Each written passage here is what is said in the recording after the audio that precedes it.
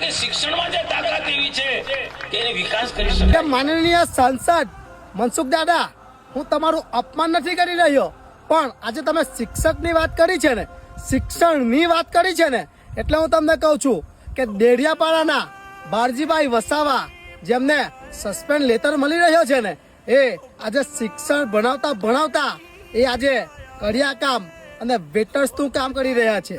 બહુ દુઃખ થાય છે કે આપણા આદિવાસી સમાજના શિક્ષક આજે કડિયા કામ અને વેટર્સનું કામ કરી રહ્યા છે. અને તમે શિક્ષકની વાત કરી છે તો આપણા બારજીભાઈ વસાવાને પાછું એમનું પદ અપાવો.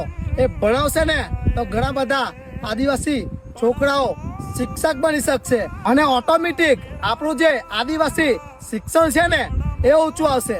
અને ઘણા બધા કહે છે કે આ રાજનીતિની ટક્કર સામે છે ને તું ક્યાંય ખોવાઈ જશે.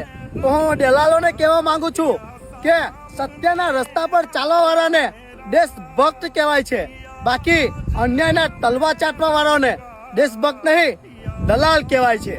જય જોહર, જય આદિવાસી.